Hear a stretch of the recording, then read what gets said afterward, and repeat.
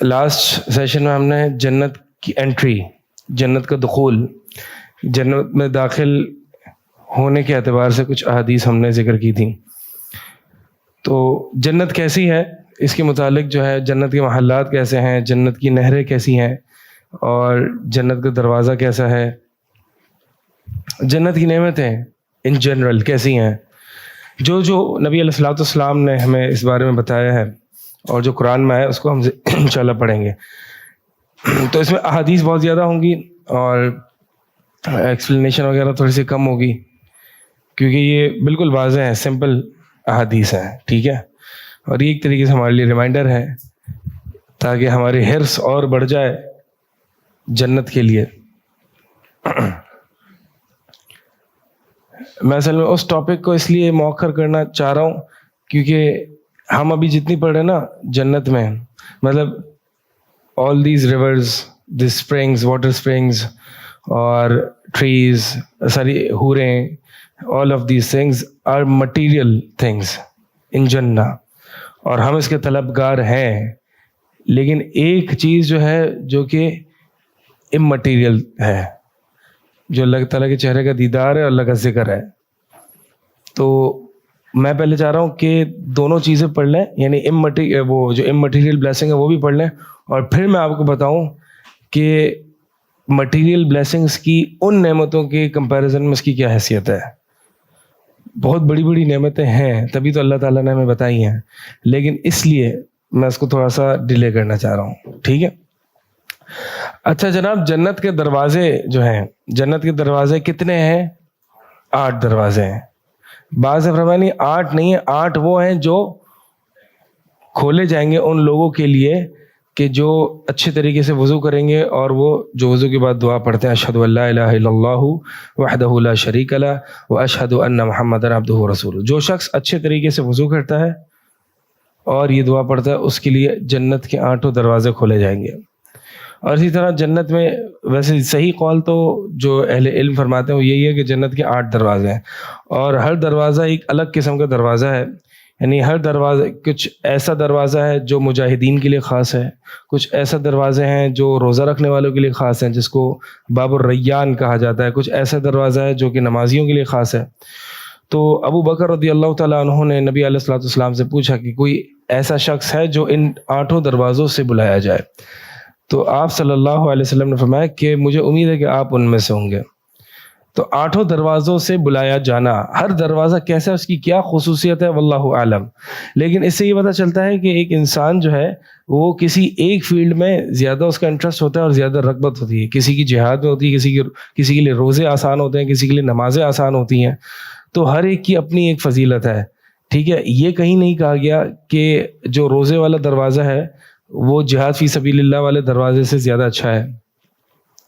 تو بہرحال اس میں ہمیں یہ نہیں کرنا چاہیے کہ اگر ہمارے لیے اللہ تعالیٰ نے ایک قسم کی عبادت آسان بنا دی ہے، ہمارے لیے اس میں رغبت بھی ہے، تو ہم دوسروں کو جو ہے وہ اس پر حقارت کی نگاہ سے دیکھیں کہ یہ فلاں شخص جو ہے وہ جیسے میں کام کر رہا ہوں ویسے وہ کام کیوں نہیں کر رہا، جیسے دین کا کام میں کر رہا ہوں ویسے وہ کیوں نہیں کر رہا، لہٰذا وہ تو دین کا کام ہی نہیں کر رہا.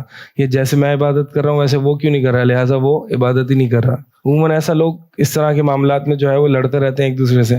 ایسا نہیں ہونا چاہیے، بلکہ جو امت ہے وہ ہر ایک اپنی کیٹیگری میں جو ہے وہ اللہ تعالیٰ نے جو لوگوں کی تقسیم بنائی ہے وہ بھی ایسی ہے نا. ٹھیک ہے، تو ہر بندہ جو ہے وہ اس سوسائٹی کو کنٹریبیوٹ کرتا ہے تاکہ ایک فروٹفل سوسائٹی جو ہے وہ وجود میں ہے. تو بہرحال اللہ کے نبی علیہ السلام نے فرمایا کہ فی الجنتی ثمانیۃ ابواب، جنت میں 8 باب ہیں. اس میں سے ایک باب ہے جس کا نام ہے ریان، خوب سیر ہونے والا اس کا معنی ہوتا ہے. اور اس میں لا يدخلہ الا الصائمون، اس میں روزے داروں کے علاوہ اور کوئی نہیں داخل ہوگا. روزے داروں کے علاوہ اس میں مطلب یہ ہے کہ فرض روزے کے علاوہ اس کی روزوں کی عادت ہو، روزے رکھنا اس کا جو ہے وہ ایک وتیرہ ہو. بس جب وہ داخل ہو جائیں گے تو پھر وہ دروازہ بند ہو جائے گا اور اس کے علاوہ کوئی بھی داخل نہیں ہوگا. اور جو ایک اور حدیث جو میں نے آپ کو پہلے بھی ذکر کر دی کہ جو شخص اچھے طریقے سے وضو کرتا ہے اور وہ دعا پڑھتا ہے تو اس کے لیے 8 دروازے کھولے جائیں گے. یدخلوا من ایھا شاء، کہ وہ داخل ہوگا اس میں جس میں سے بھی چاہے گا. یہ دروازے کتنے بڑے ہیں؟ بعض احادیث میں اس کا ذکر آتا ہے کہ دروازوں کے دونوں کارنرز کا جو ڈسٹنس ہے وہ مکہ سے ہجر تک کا ہے، یا ایک حدیث میں آتا ہے مکہ سے بصرہ تک کا ہے۔ مکہ سے ہجر جو ہے نا وہ تقریباً 1210 کلومیٹر ہے، اور مکہ سے بصرہ جو ہے وہ تقریباً 1260-70 کلومیٹر ہے، یعنی موسٹلی اس سے ملر ہے۔ بھی نبی علیہ الصلوۃ والسلام کو موضوع ہے، اس وقت تو یہ ڈسٹینسز ناپے نہیں جاتے تھے، تو ایک روایت میں یہ الفاظ ہے، ایک روایت میں یہ الفاظ ہے، اور تقریباً آپس میں جو ہے وہ 50-60 کلومیٹر کا فرق ہے۔ ٹھیک ہے، تو یہ آج اگر ہم دیکھتے ہیں اس کو، آپ گوگل پہ جا کے دیکھ لیں تو آپ کو پتہ چل جائے گا۔ تو یہ نبی علیہ الصلوۃ والسلام کا معجزہ ہے نا۔ لوگ کہتے ہیں نہیں یہ روایت میں جو ہے وہ طعن کرتے ہیں، اختلاف ہے، حالانکہ اختلاف نہیں ہے۔ اب 50-60 کلومیٹر ظاہر سی بات ہے کوئی بالکل ہی ایگزیکٹ کیلکولیشن تو نہیں ہوگی، لیکن بعض روایت مطلب اتنا 1210 کلومیٹر چوڑا، کتنا بڑا دروازہ ہے۔ اور یہ جو دروازے ہیں یہ رمضان میں کھولے جاتے ہیں، جنت کے جو دروازے ہیں، حدیث سنی ہے نا آپ لوگوں نے کہ جب رمضان آتی ہے تو پھر جنت کے دروازے کھولے جاتے ہیں، شیاطین جو ہیں ان کو جکڑ دیا جاتا ہے۔ اور ایک روایت میں آتا ہے کہ جنت کے جو دروازے ہیں ان کے دو کارنرز کے درمیان جو ہے وہ 40 سال کا فاصلہ ہے، اللہ عالم۔ اور اسی طرح ان پر یعنی یہ ایک دن آئیں گے، یعنی اتنے وسیع دروازے، اس کے باوجود نبی علیہ الصلوۃ والسلام نے فرمایا وَإِنَّهُ لَقَوِيضٌ مِنَ الزِّحَامِ، کہ وہ جو ہے وہ بھرا ہوا ہوگا رش کی وجہ سے، اتنا رش ہوگا۔ حالانکہ اتنا، اس کا مطلب یہ ہے کہ جنت میں جانے والے کثیر، بہت بڑی تعداد ہوگی جنت میں جانا، کہ اتنے بڑے دروازے میں بھی اتنا زحام رش ہوگا۔ یہ جنت کے دروازے کے متعلق جو ہے وہ کچھ ہے۔ اچھا، جنت میں درجات بھی ہیں، جنت میں درجات بھی ہیں، لیکن جو نیچے والے درجے میں ہوگا اس کو احساس کمتری محسوس نہیں ہوگی کہ میں اوپر والے میں نہیں ہوں، کیونکہ جنت میں انسان جب چلا جائے گا تو پھر کوئی ریگریٹ نہیں ہوگا، پھر کوئی غم وغیرہ کچھ بھی نہیں ہوگا، تو اس کو یہ لگے گا کہ مجھ سے بہتر کسی کو کچھ نہیں ملا۔ جیسے کہ ایک حدیث میں آتا ہے کہ جو ایک شخص آخری درجے کا جو جنتی ہوگا، آخری میں وہ جہنم سے نکالا جائے گا، اس کو یہ لگے گا کہ مجھے جو چیز ملی ہے وہ کسی کو نہیں ملی، حالانکہ وہ ابھی جہنم سے نکلا، اس کو تو جنت بھی نہیں ملی۔ نبی علیہ الصلوۃ والسلام سے ایک روایت مروی ہے، فرماتے ہیں کہ جو شخص اللہ پر ایمان لاتا ہے اور رسول پر ایمان لاتا ہے، وَأَقَامَ الصَّلَاةَ اور نماز قائم کرتا ہے، وَصَامَ رمضان اور رمضان کے روزے رکھتا ہے، كَانَ حَقًّا عَلَى اللَّهِ أَن يُدْخِلَهُ الْجَنَّةَ اللہ تعالیٰ پر یہ حق ہے کہ اللہ تعالیٰ اس شخص کو جنت میں داخل کرے۔ جَاهَدَ فِي سَبِيلِ اللَّهِ أَوْ جَلَسَ فِي أَرْضِهِ الَّتِي وُلِدَ فِيهَا، چاہے وہ جہاد فی سبیل اللہ کرے یا گھر پہ بیٹھا رہے جہاں وہ پیدا ہوا ہے۔ فَقَالَ وَكُلًّا وَعَدَ اللَّهُ الْحُسْنَى، لیکن یہ وہ جہاد نہیں ہے کہ مثال کے طور پر اگر جہاد فرض عین ہو جائے تو پھر اگر وہ گھر پہ بیٹھا ہے تو پھر یہ وہ ہے۔ تو جہاد فرض عین جب ہو جاتا ہے، اور کب ہوتا ہے اس کی الگ علماء نے شرائط ذکر کی ہیں، ٹھیک ہے۔ تو نبی علیہ الصلوۃ والسلام نے ایک مجاہد فی سبیل اللہ کو بھی، اور جو گھر پہ بیٹھا ہے عبادت کر رہا ہے، یعنی وہ شخص جو کہ ایمان باللہ، نماز قائم کرتا ہے، روزے رکھتا ہے، اللہ تعالیٰ اس کو جنت میں داخل کرے گا، چاہے اس نے جہاد کیا ہو یا نہ کیا ہو، چاہے وہ گھر پہ بیٹھا ہو، ٹھیک ہے۔ تو یہ صرف ایمان باللہ، یعنی جنت موقوف کس پہ ہے؟ جہاد فی سبیل اللہ پر، یا گھر نمازیں پڑھنے اور ایمان باللہ اور روزے رکھنے پر؟ اس پر ہے، ان عبادات پر ہے۔ بہت سے لوگوں کو یہ جو ہے نا بات ہضم نہیں ہوتی، بہت سے لوگوں کی بات ہے یہ کیا آپ جو بس صرف دین یہی ہے، نماز، ایمان، عقیدہ اور روزے، بس یہ دین ہے؟ جی ہاں، جنت موقوف ہے تو اس پہ ہے۔ جاہد فی سبیل اللہ جلس فی ارضی، چاہے وہ جہاد کرے یا پھر اپنی زمین پر بیٹھا رہے۔ میں تب بات کر رہا ہوں جب جہاد فرض عین ہو تو پھر زمین اپنی جگہ بیٹھنا جائز نہیں ہے، اور جہاد ابھی فرض کفایت تو ہے لیکن ابھی کہیں جہاد اسلامی شرعی معنوں میں ہو نہیں رہا، ٹھیک ہے۔ تو بہت سے کچھ لوگ ہوتے ہیں کہ جن کے ذہن میں بس یہ ہوتا ہے کہ ہم اٹھ کے کچھ نہ کچھ کریں، ان سے سکون سے عبادت ہوتی نہیں ہے، تو کچھ نہ کچھ جو ہے وہ ان کو کرنا ہوتا ہے، بھئی ہم کچھ نہ کچھ کر گزرے، کچھ نہ کچھ تبدیلی لے آئے، اب وہ کیسے بھی ہو، وہ نبی علیہ الصلوۃ والسلام کے طریقے کے مطابق ہو یا نہ ہو۔ تو گویا کہ ہم نے بہت سے لوگوں کو دیکھا ہے وہ ایمان باللہ، نمازیں پڑھنا، روزے رکھنا، عقیدہ پڑھنا، اس کو جو ہے بہت حقارت کی نگاہ سے دیکھتے ہیں کہ یار یہ کیا ہے، بس دین اسی میں ہے, بس تو یہ تم اسی طرح کرتے رہو گے. وہ میں نے دیکھا تھا کسی کہ کوئی سعودی کے ایک شیخ تھے, وہ درس وغیرہ دے رہے تھے, پڑھا رہے تھے علم, تو سامنے سے کوئی جذباتی شخص آیا, اس نے جو ہے یہ تم بس یہی کرتے رہو گے, ہاں داڑھی والے تھے, تو تم یہی کرتے رہو گے. مطلب حالانکہ اصل انقلاب کا جو طریقہ ہے وہ یہی ہے کہ پہلے تربیت کی جائے, ذہن سازی کی جائے, لوگ تیار ہوں, پھر اس کے بعد جو ہے وہ کوئی بھی ایکشن لیا جائے. تو خیر حدیث کو مکمل کرتے ہیں. تو صحابہ نے کہا یا رسول اللہ فلا نبشر الناس, کہ ہم لوگوں کو اس کی خوشخبری نہ دیں. نبی علیہ الصلوۃ والسلام نے فرمایا سنو, ان فی الجنت میں درجہ, جنت میں 100 درجات ہیں جو اللہ تعالیٰ نے مجاہدین کے لیے تیار کیے ہیں. یعنی یہ صرف وہ درجات ہیں جو مجاہدین فی سبیل اللہ کے لیے ہیں. ایک مجاہد دوسرے مجاہد سے بہتر نہیں ہے, اور جو علم و تعلم کے لیے نکلتا ہے نا, وہ بھی مجاہد فی سبیل اللہ کے زمرے میں آتا ہے. وجاہد بہ جہادا کبیرا, اللہ تعالیٰ نے اپنے نبی سے فرمایا اس قرآن کے ذریعے جہاد کرو, جہاد کبیر. یہ جہاد کبیر جو ہے وہ قرآن کے ذریعے, علم و تعلم کے ذریعے جو ہے وہ جہاد کبیر ہے. صحیح. تو اس مجاہدین کے لیے اللہ تعالیٰ نے, یعنی مجاہدین کے لیے 100 درجات بنائے.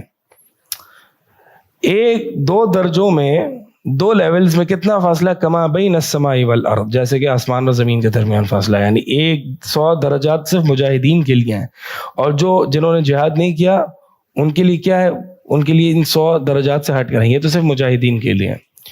تو اور ایک درجہ کا دوسرے درجے سے ڈفرنس کیا ہے, آسمان اور زمین کے درمیان فرق. فَإِذَا سَأَلْتُمُ اللَّهَ, بس جب تم اللہ تعالیٰ سے سوال کرو, فَاسْأَلُوهُ الْفِرْدَوْسَ, تو اللہ تعالیٰ سے فردوس کا سوال کرو, کیونکہ فَإِنَّهُ أَوْسَطُ الْجَنَّةِ, یہ جنت کا درمیانی حصہ ہے, وَأَعْلَى الْجَنَّةِ, اور جنت کا اعلیٰ حصہ ہے, وَفَوْقَهُ عَرْشُ الرَّحْمَٰنِ, اور اس کے اوپر جو ہے وہ عرش رحمان ہے, وَمِنْهُ تَفَجَّرُ أَنْهَارُ الْجَنَّةِ, اور اسی فردوس سے جو ہے وہ جنت کی نہریں پھوٹتی ہیں, نکلتی ہیں. تو یہ جنت الفردوس جو ہے بیچ میں ہے اور اعلیٰ ہے. یعنی یہ تبھی ہو سکتا ہے جب ایک ڈوم ٹائپ جنت کی شیپ ہو. اسکوائر میں یہ بات نہیں ہو سکتی, ٹھیک ہے. اسکوائر میں اگر جنت پوری اسکوائر ہوتی تو وسط میں تو ہو سکتی تھی, لیکن اعلیٰ, سب سے اعلیٰ نہیں ہو سکتی تھی, کیونکہ 2 کارنرز بھی اعلیٰ ہو جاتے. تو سب سے جو بلند جنت ہے وہ یہ ہے. واللہ عالم. اس سے ابن کثیر رحمہ اللہ وغیرہ اور دیگر علماء نے اس سے یہ استدلال لیا ہے. جی پوری ایک ہی حدیث ہے, فردوس والی, یہ پوری ایک حدیث ہے جو میں نے آپ کو سنائی ہے. یہ پوری ایک حدیث ہے, اور یہ حدیث جو ہے وہ صحیح بخاری کی حدیث ہے, ٹھیک ہے. تو اس کا مطلب یہ ایمان باللہ, رمضان کے روزے رکھنا, عبادات کرنا, یہ بہت اہم ہے. جنت نہیں ملے گی اگر یہ نہ کیا تو. ایک حدیث میں آتا ہے, صحیح حدیث ہے, کہ ایک صحابیہ ام حارثہ نبی علیہ السلام کے پاس آئیں, اور ان کا بیٹا جو حارث ہے وہ یوم بدر کے دن جو ہے وہ شہید ہو گیا. اس کو ایک جو ہے وہ انجان تیر آ کے لگ گیا. فقالت یا رسول اللہ قد علمت موقع حارثتی من قلبی, یا رسول اللہ آپ جانتے ہو کہ حارث کے لیے کیا اسپیشل جگہ تھی میرے دل میں, یعنی Haris had a special place in my heart. فَإِنْ كَانَ فِي الْجَنَّةِ لَمْ أَبْكِ عَلَيْهِ, اے اللہ کے رسول اگر یہ حارثہ جو کہ میرے بیٹے ہیں اگر یہ جنت میں نہیں ہے, اگر یہ جنت میں ہے تو پھر میں اس پر روں گی نہیں, میں روں گی نہیں, مجھے کوئی ٹینشن نہیں ہے کیونکہ وہ اچھی جگہ پر ہے. وَإِلَّا سَوْفَ تَرَى مَا أَصْنَعُ, اور اگر وہ جنت میں نہیں ہے تو پھر آپ دیکھیں گے کہ میں کیا کرتی ہوں, یعنی میں پھر جو ہے میں صبر نہیں کر سکوں گی. فَقَالَ لَهَا, یعنی سوچ کیسی ہوتی تھی ماؤں کی, ٹھیک ہے, کہ آخرت میں کہا ہے, آخرت میں سکون میں ہے تو بس ٹھیک ہے, دنیا میں چلا گیا کوئی اس کی ٹینشن نہیں ہے. تو نبی علیہ السلام نے فرمایا جنت واحدۃ ہی, جنت واحدۃ ہی, کہ ایک ہی جنت ہے کیا, انہا جنان کثیرہ, بے شک جنتیں بہت ساری ہیں, وانہ فی الفردوس الاعلی, اور بے شک یہ فردوس اعلی, سب سے اعلیٰ قسم کی جنت پر ہے. تو یہ نبی علیہ السلام نے جو ہے وہ ان کے بارے میں فرمایا, یعنی جہاد فی سبیل اللہ. جی ہاں ہاں. ایک اور حدیث میں آتا ہے, یہ اس حدیث میں نبی علیہ السلام فرماتے ہیں کہ ان اہل الجنت یتراءون اہل الغرف من فوقہم کما یتراءون الکوکب الدری الغابر، کہ اہل جنت جو ہیں وہ اہل غرف، غرف کہتے ہیں، غرف ویسے تو عربی زبان میں رومز کو کہتے ہیں نا، بالا خانوں کو کہتے ہیں، ویسے غرف کہتے ہیں بلند و بالا محلات، بلند و بالا محلات. لہم غرف من فوقها غرف مبنیۃ تجری من تحتها الانہار. سورہ زمر میں آتا ہے کہ ان کے لیے جو ہے وہ بلند و بالا محلات، جس کے اوپر بلند و بالا محلات، یعنی یہ ایسے محلات ہیں جس کے ایک کے اوپر ایک محلات ہیں. اب یہ کیسے واللہ عالم. تو غرف کہتے ہیں بلند و بالا بڑے بڑے محلات. تو نبی علیہ السلام نے فرمایا کہ اہل غرف یعنی محلات والے، بلند محلات والے، اپنے اوپر جو ان کے اوپر درجے کے جنتی ہوں گے، وہ ان کو ایسے دیکھیں گے جیسے کہ روشن چمکتا ہوا ستارہ، وہ ستارہ جو کہ مشرق اور مغرب کی جانب سائڈ ہوتا ہے، یعنی جب طلوع ہوتا ہے یا غروب ہوتا ہے. تو جب طلوع یا غروب ہوتا ہے یہ ستارے تو بہت دور اور چھوٹے دکھائی دیتے ہیں. یعنی اہل جنت جو کہ جنت میں ہوں گے وہ بلند و بالا محلات والوں کو ایسے دیکھیں گے، یعنی جتنا دور ستارے کو دیکھتے ہیں. لتفاضل ما بینہم، کہ ان کے درمیان جو ایک فرق تھا دنیا کی زندگی میں، یعنی ایمان میں اور اعمال میں. تو صحابہ نے کہا یا رسول اللہ تلک منازل الانبیاء، یا رسول اللہ یہ تو رسولوں اور انبیاء کی جگہیں اور منازل ہوں گی، اس میں تو اور کوئی اور نہیں جا سکے گا. نبی علیہ السلام نے فرمایا بل، نہیں بلکہ والذی نفسی بیدی، اللہ کی قسم، رجال آمنوا باللہ وصدقوا المرسلین، بلکہ یہ جو بلند و بالا محلات جن کو دوسرے جنتی جو ہیں وہ اتنا اوپر دیکھیں گے، وہ کون ہوں گے؟ یہ وہ مرد ہوں گے کہ جو آمنوا باللہ، جو اللہ پر ایمان لاتے ہوں گے اور جنہوں نے رسولوں کی تصدیق کی ہوگی. اب سوال یہ ہے کہ ہر مسلمان تو یہ کرتا ہے، تو ہر مسلمان کو اتنے بلند درجات ملیں گے؟ نہیں. جنہوں نے واقعی اللہ پر ایمان لائے ہوں گے اور رسول کی تصدیق کی ہوگی صحیح معنوں میں، جنہوں نے حدیث آئی ہوگی تو سوچا نہیں ہوگا کہ یہ عقل میں بیٹھ رہی یا نہیں بیٹھ رہی، یا ابھی بعد میں تھوڑا سا عمل کر لوں، نہیں، تصدیق. جیسے کہ ابو بکر رضی اللہ تعالیٰ عنہ کی تصدیق دی نا، ان کا نا قال فقط صدق. کفار مکہ آئے تھے نا آپ، ابو بکر رضی اللہ تعالیٰ عنہ کے پاس، معراج کا واقعہ آپ صلی اللہ علیہ وسلم نے کفار کو سنایا کہ آسمان کا سفر کیا ایک ہی رات میں. کفار مکہ نے کہا کہ اب تو ابو بکر جو ہے وہ نہیں مانیں گے اس بات کو. گئے تو آپ نے سنا آپ کے ساتھی نے کیا کہا؟ کیا کہا یہ کہا ان کا نا قال، اگر تو کہا ہے فقط صدق، تو بس سچ کا ہے. تو یہ حدیث اگر حدیث ہے تو سچ ہے، بس ایمان ہو سمجھ میں آئے نہ آئے، یہ تصدیق چاہیے، فوراً عمل وجود میں آ جائے. تو جو اللہ پر واقعی حقیقی طور پر اللہ پر ایمان لائے، اللہ پر ایمان لانے کے بعد جو ہے وہ پھر ایمان سے پھرے نہیں. قل آمنت باللہ ثم استقم، کہہ دو کہ اللہ پر ایمان لایا اور پھر ڈٹ جائے.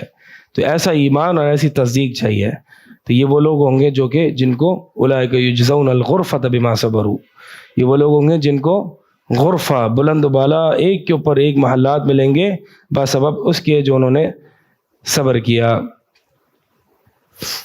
اور یہ عموماً یہ اولئک یجزون الغرفۃ بما صبروا، یہ کہاں؟ یہ سورہ فرقان میں، یہ عباد الرحمن کے لیے اللہ تعالیٰ نے ذکر کیا ہے. عباد الرحمن کے لیے، عباد الرحمن کی آپ پڑھ سکتے ہیں سورہ فرقان میں آخر میں کہ کیا کیا صفات ہیں. ٹھیک ہے، وہ صرف فرضیات پر اس کو روک نہیں دیتے، بلکہ وہ تہجد بھی پڑھتے ہیں، اور چلنے پھرنے کا انداز بھی ان کا الگ ہوتا ہے، جاہلوں سے خطاب کرنے کا انداز بھی الگ ہوتا ہے. اس میں تفصیل انشاءاللہ وہ آپ اپنا ہوم ورک ہے تو وہ کر لیں کہ سورہ فرقان میں آخر میں عباد الرحمن کی صفات کیا آئی، اس کو پڑھیں، اس کو اپنائیں. اگر یہ بلند و بالا محلات ایک کے اوپر ایک جو ہے وہ محلات چاہیے. تو جنت کے جو درجات ہیں نا، سورہ رحمان میں بھی آتا ہے کہ وَلِمَنْ خَافَ مَقَامَ رَبِّهِ جنتان، اور اسی طرح وَمِن دُونِهِمَا جنتان. سورہ رحمان میں 2 درجات کا ذکر ہے نا، کہ جو اللہ تعالیٰ کے آنکھ کھڑے ہونے سے ڈر گئے تو ان کے لیے 2 جنتیں ہیں، اور وَمِن دُونِهِمَا، اور اس کے نیچے جو ہے وہ بھی 2 جنتیں ہیں. اس کی آپ صفات پڑھ لیں سورہ رحمان میں، تو دونوں صفات میں آپ کو جو ہے وہ واضح فرق ملے گا. یہ ابھی آپ کا سیکنڈ ہوم ورک ہے. ٹھیک ہے، ایک آیت پہ اگر میں پہنچوں گا تو پھر جنت کی ڈسکرپشن تو بہت بڑی ہو جائے گی، اور پھر اس کو جو ہے وہ بہت زیادہ ایپیسوڈز میں کور کرنا پڑے گا. تو اس لیے آپ کا یہ ہوم ورک ہے، آپ سورہ رحمان کی تفسیر کو احسن البیان وغیرہ میں اٹھائیں اور پڑھیں. ٹھیک ہے، تو جو جنت جو اللہ تعالیٰ نے وَلِمَنْ خَافَ مَقَامَ رَبِّهِ جنتان کے تحت جو جنتوں کی صفات جنت کی صفات ذکر کی ہیں وہ الگ ہی صفات ہیں، ٹھیک ہے. اور جو نیچے مطلب اس کے بعد جو ہیں وہ ذکر کی ہیں وَمِن دُونِهِمَا جنتان، کہ اس کے علاوہ بھی 2 جنتیں اور ہیں، اس کو بھی آپ پڑھیں تو واضح آپ کو جو ہے وہ فرق ملے گا. مثال کے طور پر جو پہلی جنت ہے ان کے اندر حوروں کی کیا ہے کأنہن الیاقوت والمرجان، اور جو دوسری ہے وہ ہے فیہا خیرات حسان، فیہن خیرات حسان، ٹھیک ہے. تو حوریں دونوں میں لیکن فرق ہے. اس کا معنی کیا ہے، اس کی تفسیر کیا ہے، وہ انشاءاللہ آپ خود کریں گے. Do your home work. ہاں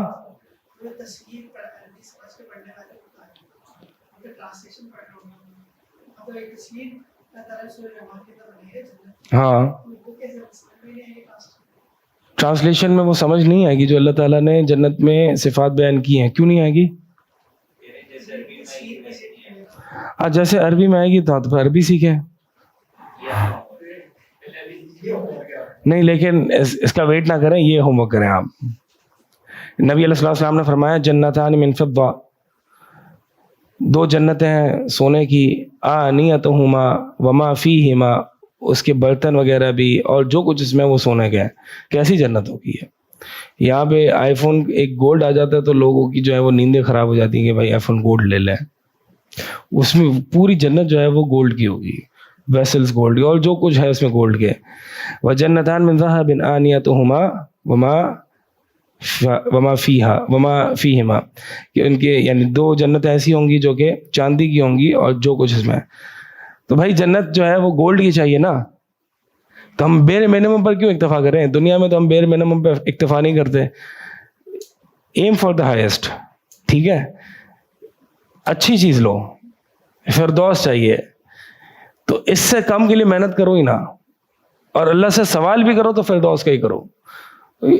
اور آپ دیکھیں گے آگے آئے گا کہ حتیٰ کہ نہروں میں اور چشموں میں بھی جو ہے وہ جنتوں میں فرق ہے.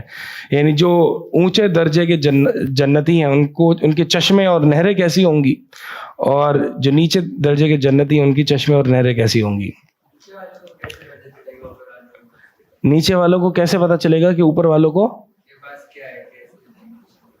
یہ تو بس نیچے والے جو اوپر والوں کو کیسے دیکھیں گے؟ جیسے کہ ستارہ ہے چمک رہا ہے، خوش دونوں ہوں گے.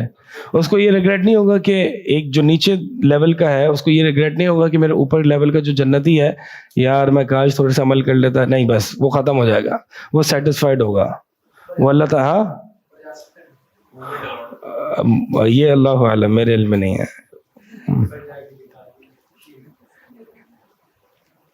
تو یہ نبی علیہ السلام کی حدیث مکمل کر لوں کہ 2 جنتیں سونے کی اور جو کچھ اس میں ہے، 2 جنتیں چاندی کی اور جو کچھ اس میں ہے.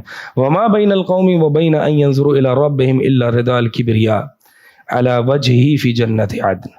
اور جنتیوں کے درمیان اور اللہ کے دیدار کے درمیان صرف اللہ تعالیٰ کی کبریا کی چادر ہوگی، بڑائی کی چادر ہوگی، جو کہ اللہ تعالیٰ کے چہرے پر ہوگی، جو جنت میں ہوگی. یعنی اتنے قریب ہوں گے یہ جنتی اپنے رب سے کہ وہ دیدار اللہ اور اس کے یعنی اس جنتی اور اللہ کے دیدار کے درمیان جو فاصلہ ہوگا وہ صرف اس چادر کا ہوگا.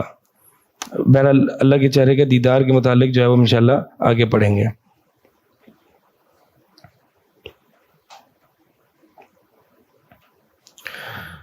وہ لوگ، اب سوال یہ پیدا ہوتا ہے کہ جنت کے درجات چاہیے، بلند درجات کیسے ملیں گے؟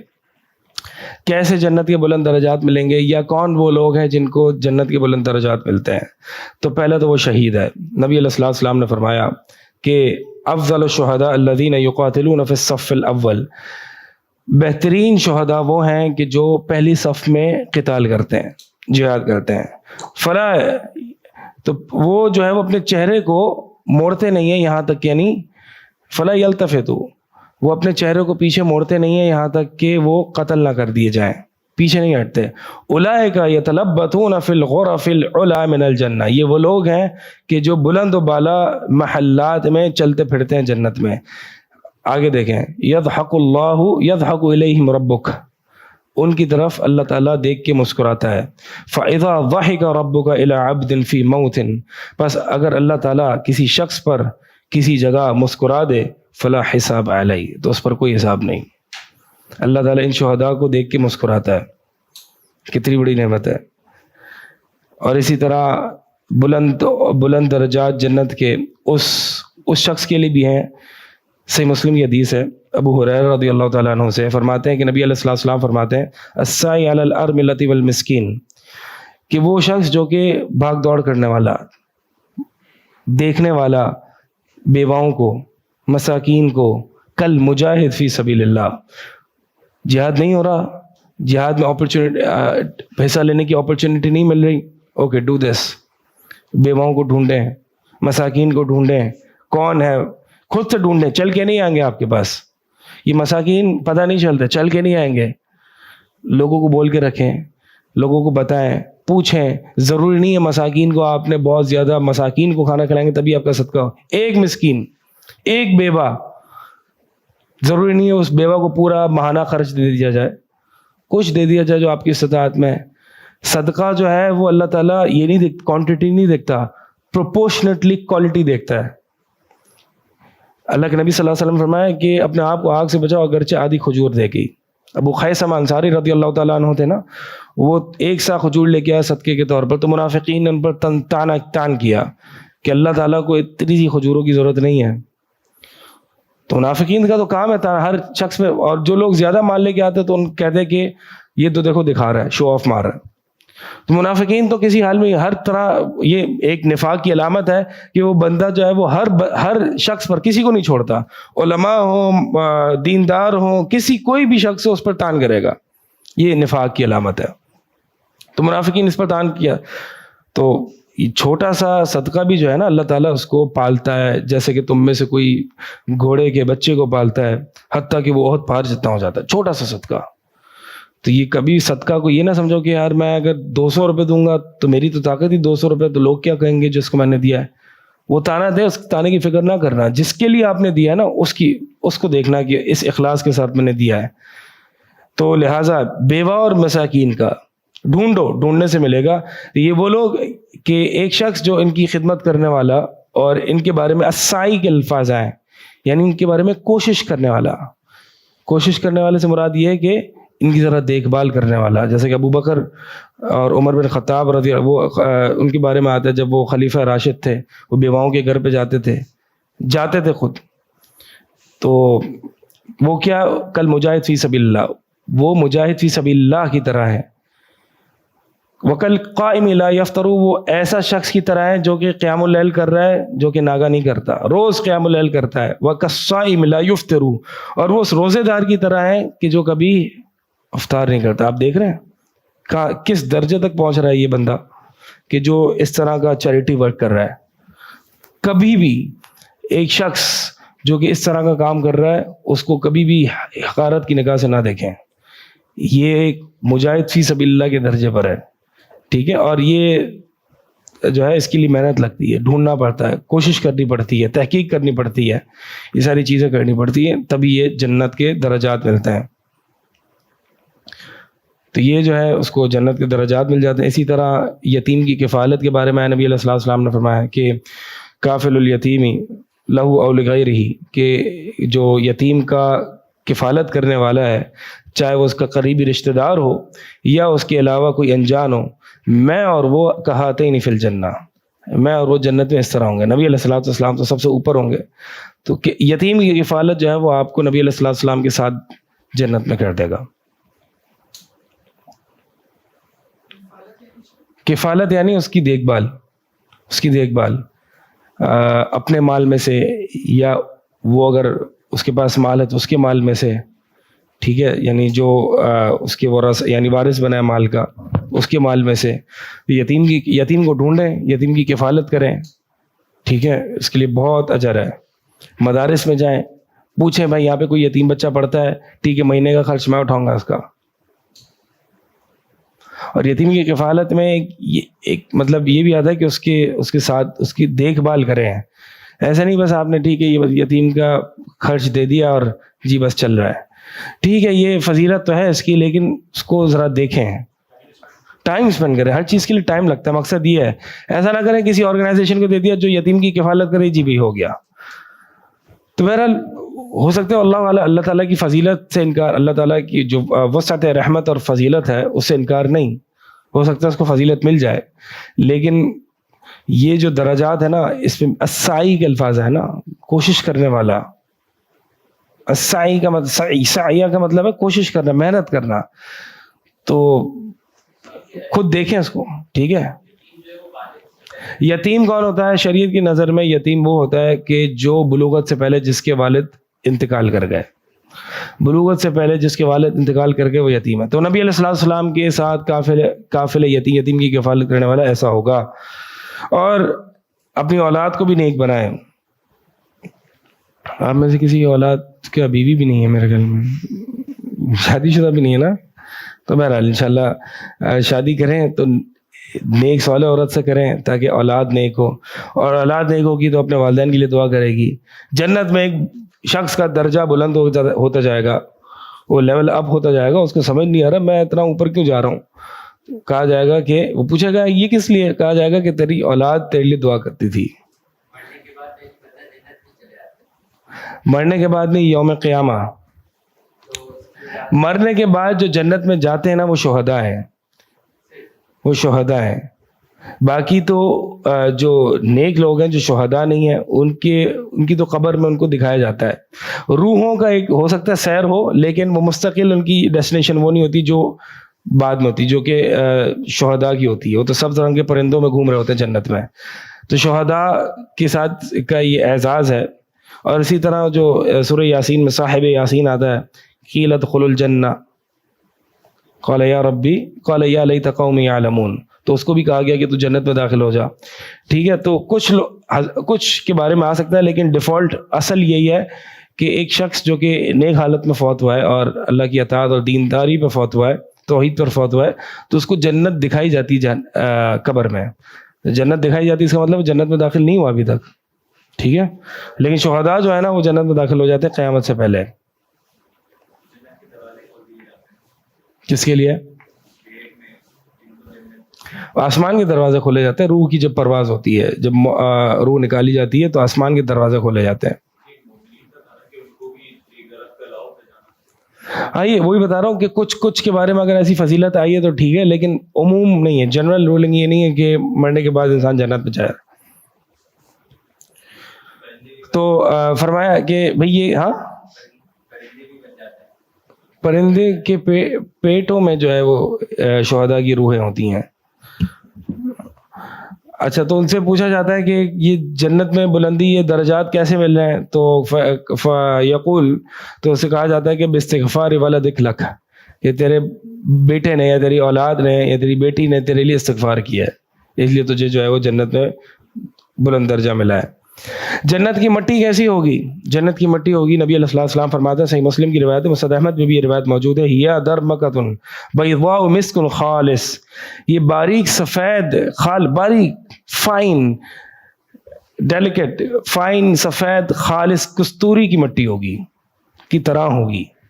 ایک حدیث میں آتا ہے کہ لبنۃ من ذہب، کہ نبی علیہ السلام سے پوچھا گیا جنت کی کنسٹرکشن، جنت کی ماں بناؤہا، جنت کی بناوٹ کیسی ہے؟ نبی علیہ السلام نے فرمایا کہ لبنۃ من ذہب، ایک اینٹ سونے کی، ولبنۃ من فضہ، ایک اینٹ چاندی کی ہے، وملاطھا المسک الاصفر، اور ان کے جو درمیان جو سیمنٹنگ ہوتی ہے نا، اس کو ملاطھا کہتے ہیں. ان کی جو یعنی ان کی جو سیمنٹنگ ہوگی وہ مسک کستوری کی ہوگی. وحصباؤہا الدر والیاقوت، اور ان کی جو جنت کی جو کنکریاں ہوں گی وہ موتی اور یاقوت ہوں گی، یعنی پرلز ہوں گے، موتیاں ہوں گی. وتربتها الزعفران، اور جنت کی جو مٹی ہوگی وہ زعفران کی ہوگی. من يدخلها، جو اس جنت میں داخل ہوگا، ینعم، عیش کرے گا، ولا یبعث، تکلیف میں نہیں ہوگا، ویخلد ولا یموت، ہمیشہ رہے گا، کبھی مرے گا نہیں، ولا یبلا ثیابہم، اور ان کے کپڑے کبھی بھی پرانے نہیں ہوں گے، ولا یفنا شبابہم، اور ان کی جوانی کبھی ختم نہیں ہوگی. یہ حدیث جو ہے وہ پوری ایک ہی حدیث ہے جو میں نے آپ کو سنائی ہے. تو یہ جنت کی مٹی زعفران کی اور سفید خالص فائن باریک کستوری کی طرح کی مٹی ہوگی.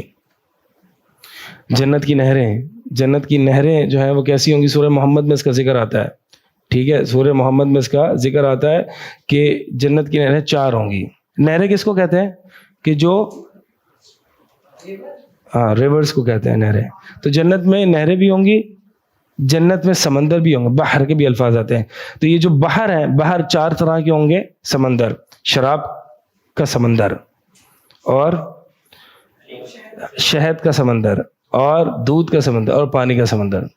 فیہا نہار من ماء، اس میں جو ہے وہ پانی کی نہر ہوگی. وانہار من لبن لم یتغیر طعمہ، اور دودھ کی نہر ہوگی، جس کا دودھ کی نہر آپ سوچیں تو اسی کیسی لگ رہی ہوگی وہ، اور اس کا جو ٹیسٹ ہوگا وہ ایسا نہیں ہوگا خراب ہوگا. لم یتغیر طعمہ، دودھ تو بڑے خراب ہو جاتا ہے لیکن اس کا ٹیسٹ خراب نہیں ہوگا. وفیہا انہار من خمر لذۃ للشاربین، شراب کی نہر ہوگی جو کہ لذت للشاربین، پینے والوں کے لیے لذت والی ہوگی. یہ کیوں فرمایا؟ یہ اس لیے فرمایا کیونکہ جو دنیا کی شراب ہوتی ہے نا وہ نشہ دیتی ہے لیکن تکلیف دہ ہوتی ہے. یہ جتنے نشاور چیزیں ہوتی ہیں یہ تکلیف والی ہوتی ہیں، اس سے سر درد ہوتا ہے. اسی لیے ایک اور جگہ فرمایا لا یصدعون عنہا، کہ اس سے سر درد نہیں ہوگا اس یہ جنت کی شراب سے. تو جنت کی شراب جو ہے وہ ٹیسٹ اور لذت میں بہت اعلیٰ قسم کی ہوگی، لیکن جو دنیاوی شراب کی جو خامیاں ہیں وہ نہیں ہوں گی.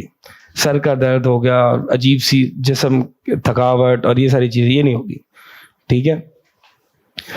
اور چوتھی نہر ہے وہ شہد کی نہر ہے، شہد کی نہر. اور یہ جو نہریں جو ہیں یہ یعنی اس کی 4 سمندر بھی ہیں، 4 سمندر بھی ہیں. حدیث میں آتا ہے کہ ان فی الجنت بحر العسل وبحر الخمر وبحر اللبن وبحر الماء ثم تنشق الانہار بعد، کہ اس میں جو ہے جنت میں شہد کی اور شراب کا اور دودھ کا اور پانی کا سمندر ہوگا، اور پھر اس سے جو ہے وہ نہریں پھوٹیں گی. یہ سنن ترمذی کی روایت ہے. اور جو شہداء ہوں گے، نبی علیہ الصلوۃ والسلام نے فرمایا الشہداء علی بارق نہر بباب الجنہ، ایک بارق نامی نہر ہوگی جو شہداء جو ہے وہ جنت کے دروازے پر ہوں گے. یعنی جنت کے دروازے پر ایک نہر ہوگی جس کا نام بارق ہوگا، اور شہداء وہاں پر ہوں گے.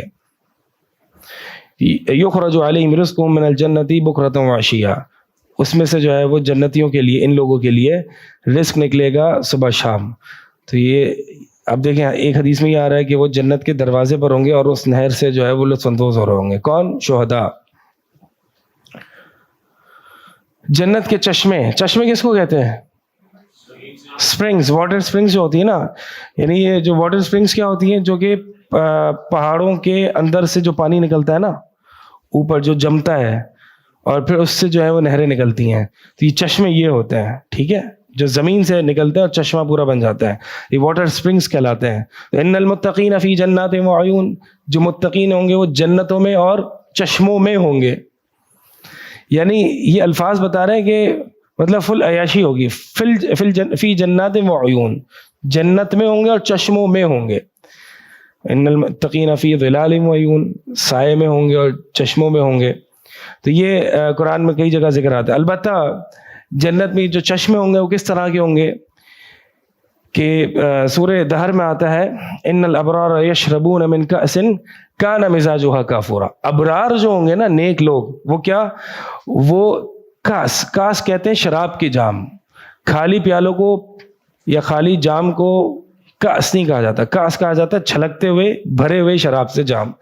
تو ابرار ہوں گے وہ یشربون من کأس، وہ شراب کے جام سے پیئیں گے، شراب پیئیں گے، اور اس شراب میں کان مزاجها کافورا، اس شراب میں آمیزش کافور کی ہوئی ہوگی.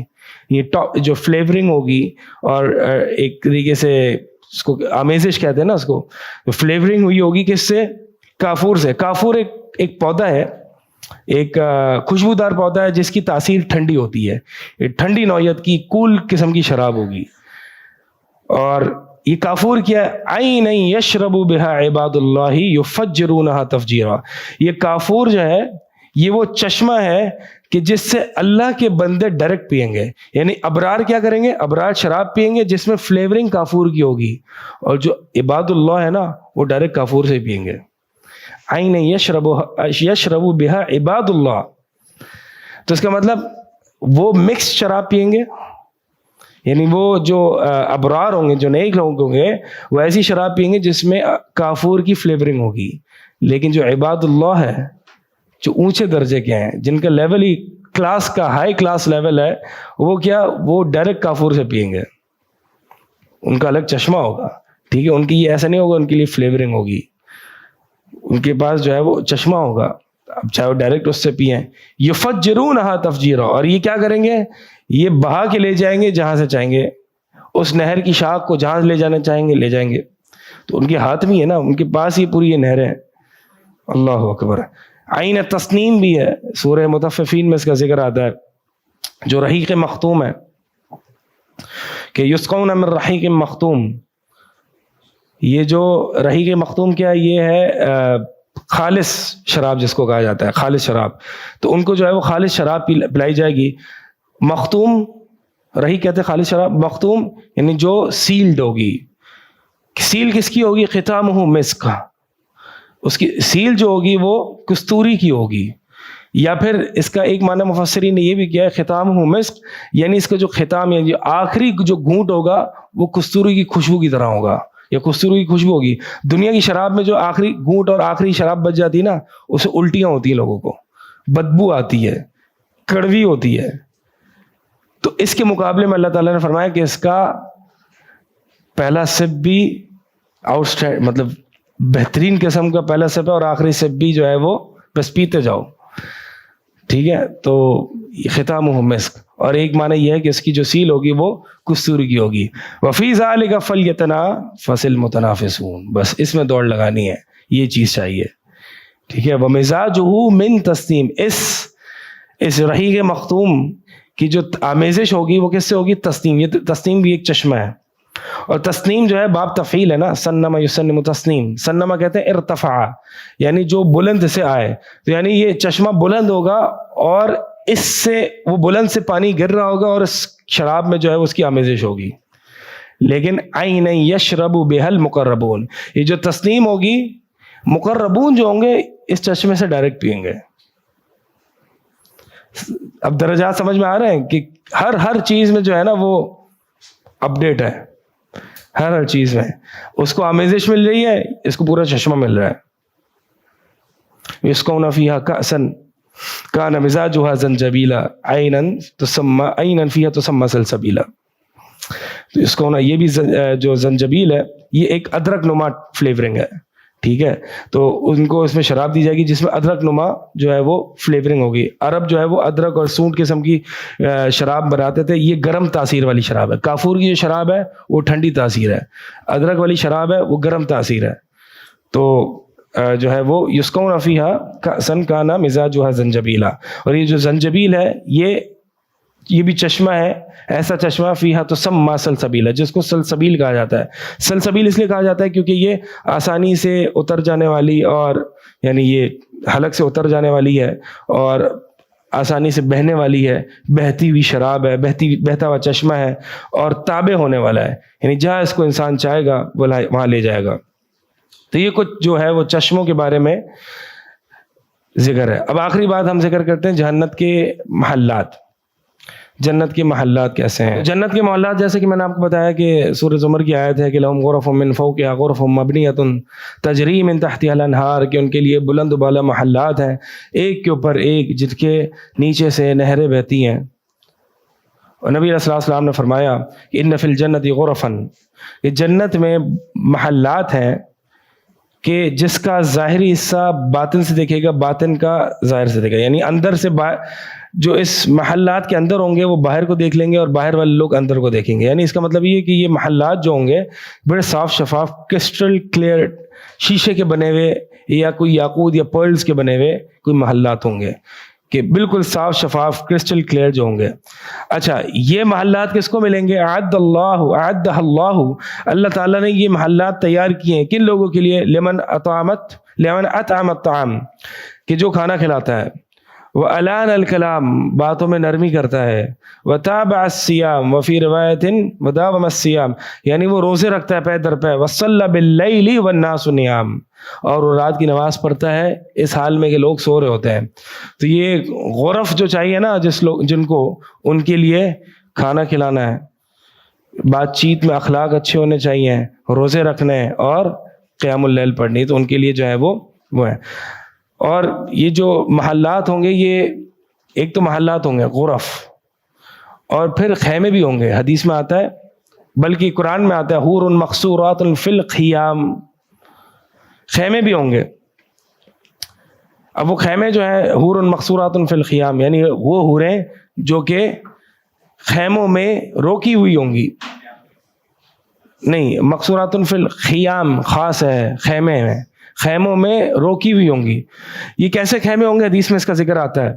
تو یہ پہلے تو یہ بتا دوں, مقصورات کا مطلب کیا ہے کہ روکی ہوئی ہوں گی, یعنی یہ ایک عورت کی زینت ہے وہ کہ وہ گھر میں رہے, گھر سے باہر نہ نکلے. ایک تو بات یہ ہے, گھر سے باہر نہ نکلے, گھر میں رہے. جیسے کہ ملکہ یا پرنسس ہوتی ہے نا, وہ گھر میں ملکہ بن کے مقصورات بیٹھی ہوئی ہوتی ہیں اور حکم چلا رہی ہوتی ہیں, آرڈر چلا رہی ہوتی ہیں.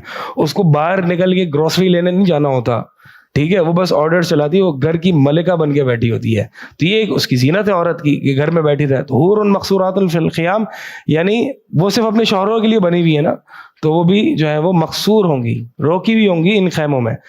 جناب یہ خیمے کیسے ہیں؟ نبی علیہ الصلوۃ والسلام, صحیح مسلم کی روایت ہے, فی الجنت خیمۃ من لؤلؤ مجوفہ کہ جنت میں ایسے خیمے ہوں گے جو کہ موتی کا ہوگا, ایک موتی کا خیمہ ہوگا.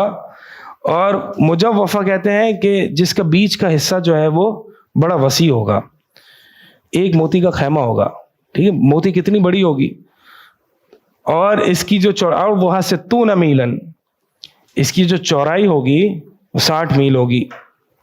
اور ہر وفی کل زاویۃ منہا اہل, اور اس خیمے کے, یہ جو موتی کا خیمہ ہوگا جو کہ درمیان سے بہت وسیع ہوگا, ہر اس کے کونے میں اس کی بیوی ہوگی. ما یرون الآخرین ایک دوسرے کو نہیں دیکھ رہی ہوگی, ٹھیک ہے. یطوف علیہم المؤمن مومن جو ہے وہ ان کے درمیان چکر لگا رہا ہوگا. کیا مطلب؟ یعنی ایک سے فارغ ہو کے دوسرے سے تیسرے سے چوتھے, ہر زاویے پہ ایک حور ہوگی, ٹھیک ہے.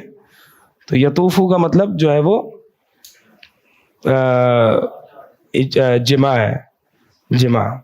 یطوفو علیہم المؤمن یعنی ایک سے فارغ ہو کے دوسرے سے, اور ایک دوسرے کو دیکھ نہیں رہے ہوں گے.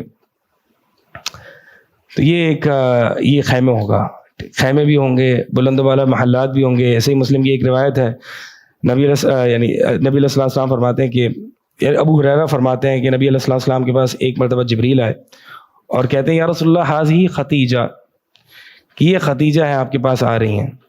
اصل میں نبی علیہ السلام غار حرا میں جب وہی نازل ہوتی تو وہاں ہوتے, اور اس سے پہلے بھی وہاں ہوتے.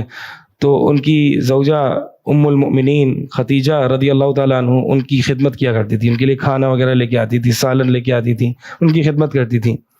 یہ نہیں کہتے آپ کیا ہر وقت جو ہے وہ باہر ہوتے ہیں گھر سے, اور بلکہ ان کی خدمت کرتی تھی, ان کی دین میں سپورٹ کرتی تھی.